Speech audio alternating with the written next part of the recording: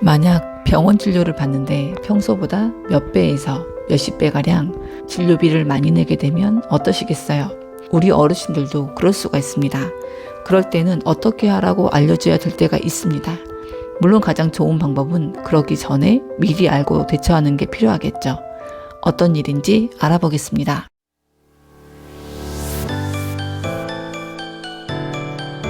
안녕하세요. 유기요양입니다.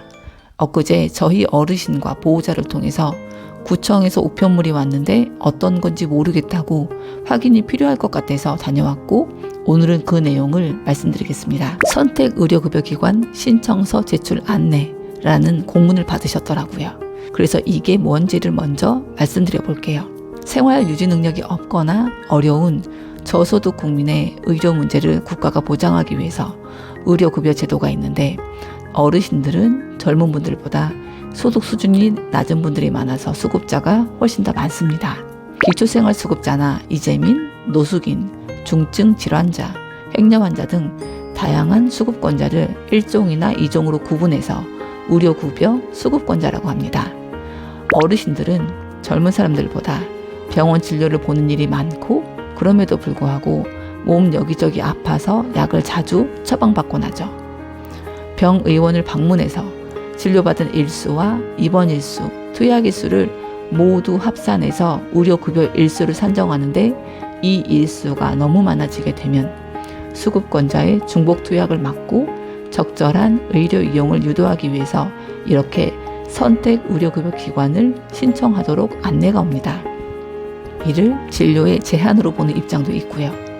자, 그렇다면 도대체 의료급여 일수가 얼마나 많다는 말일까요?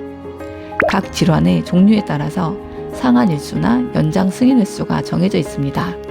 등록 중증이나 희귀 난치성 질환 및 고혈압 등의 만성 고시질환 중 하나의 질환으로 인해서 급여 일수를 1년에 455일을 초과하거나, 기타 질환으로 급여 일수 545일을 초과해서 의료급여를 받을 때 연말쯤 되면 선택의료급여기관 신청서를 구청에서 받게 됩니다.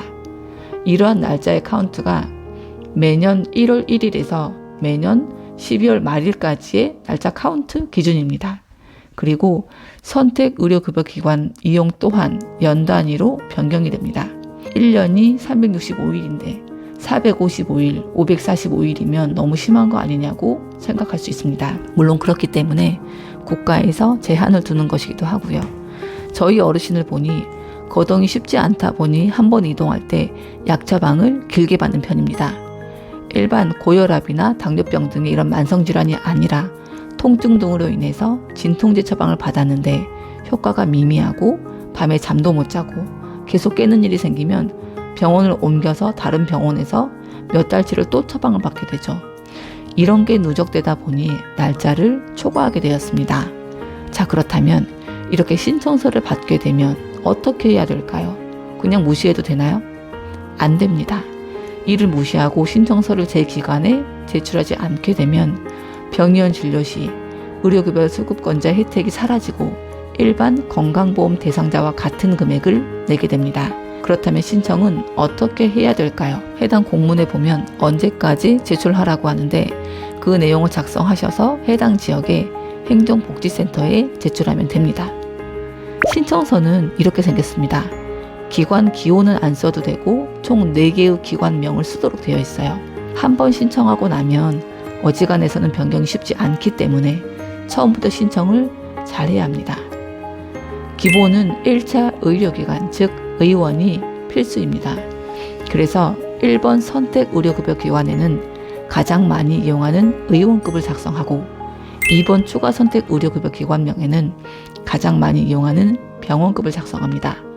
3번 선택 한의원명은 주로 가는 한의원명을 적고, 4번 선택 치과의원명은 주로 가는 치과의원명을 적으세요. 기관 기호는 쓰지 않고 기관명만 적으면 됩니다.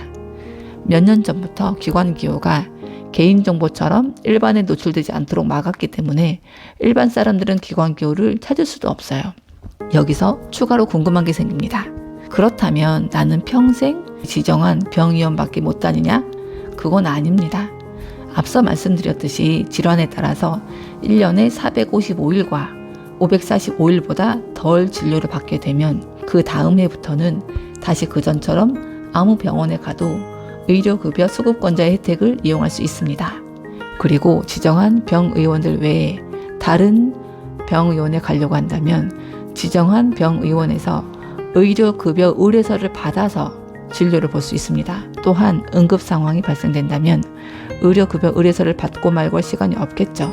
그렇게 응급 상황에서는 그냥 병원에 가도 의료급여 수급권자의 혜택을 누릴 수 있습니다. 그렇다면 의료급여 의뢰서 없이 지정하지 않은 병원에 가면 어떻게 될까요? 그때는 일반 건강보험도 아닌 외국인처럼 100% 자부담으로 진료를 봐야 되기 때문에 진료비를 엄청 많이 지불해야 됩니다. 선택 의료급여 기관 제도라고 해서 어르신 댁으로 오는 공문을 무시하지 마시고 말씀드린 방법으로 조치하시면 되고, 만약 이게 도대체 뭐야 싶을 때는 저희 어르신처럼 이용하시는 방문요양이나 간호센터에 물어보시면 되겠죠.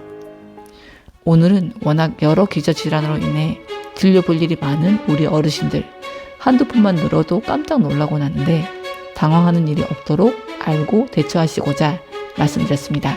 끝까지 시청해 주셔서 감사합니다. 요기요양이었습니다.